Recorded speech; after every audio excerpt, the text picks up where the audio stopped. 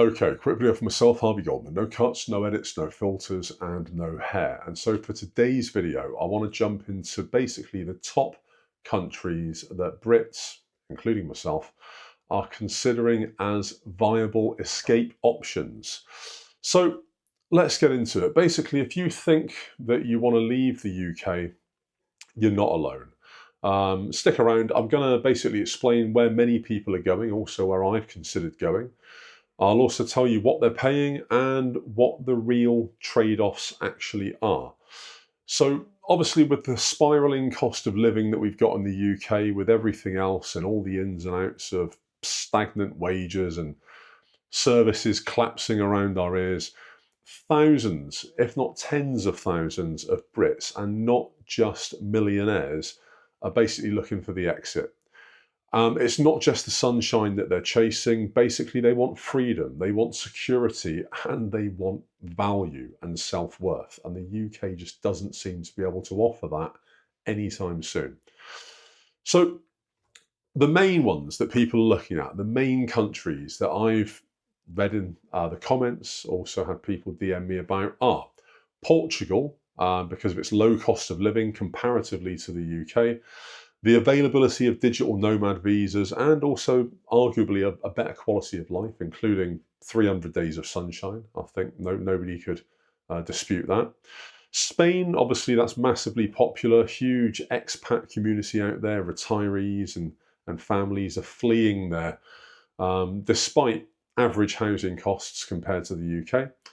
You've got lesser places like Poland and Hungary, where previously immigrants from Poland and Hungary came here over the last 20, 30 years to work because of favourable conditions.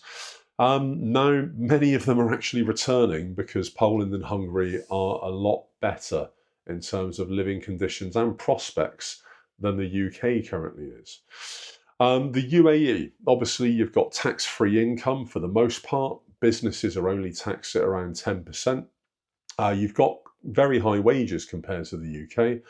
There is an extreme work culture. If you're young, I can see the allure. Obviously, it's that Dubai lifestyle and Instagram self-made culture that's kind of taken off there. Thailand, obviously massively popular with remote workers, and you can live very comfortably in Thailand on under 1,000 English a month, which isn't that difficult to earn online if you've got the right setup. Germany. Now, Germany was a surprise to me, but the main reason for Germany seems to be because of better renters' rights and also job protections that are offered out there. So if those are things that you value, Germany may be worth a look. Ireland, believe it or not, made the list, and that's because of a strong economy and a very similar culture to the UK.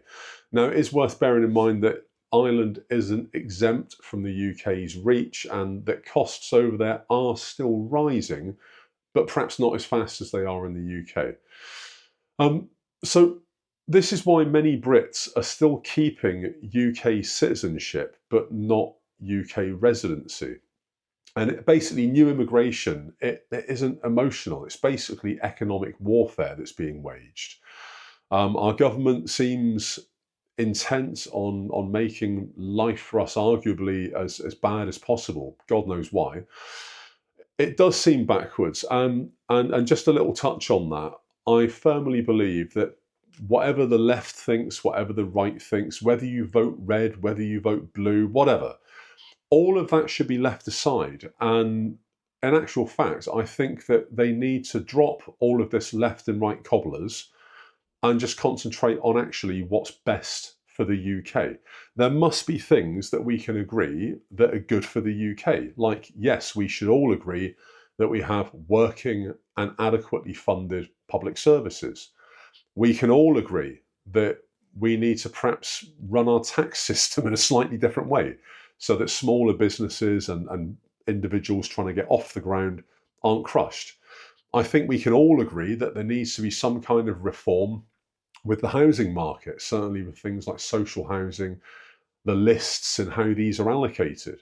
So there must be common ground. And I think that we need to basically deal with the common ground issues rather than the left throwing mud at the right and the right slinging hate to the left, it gets us nowhere. It just puts us in a spin.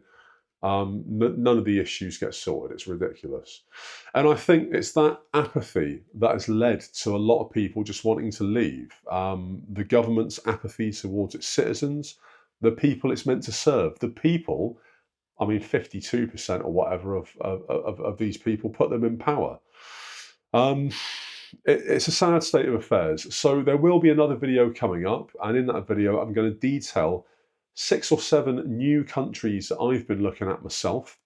And like I said, I did a video about a month or so ago, so go check that one out. YouTube is going to put another video somewhere around there. Obviously, like, follow, subscribe, that'd be massive. And yeah, ring the bell, all that jazz. Goldman, peace out.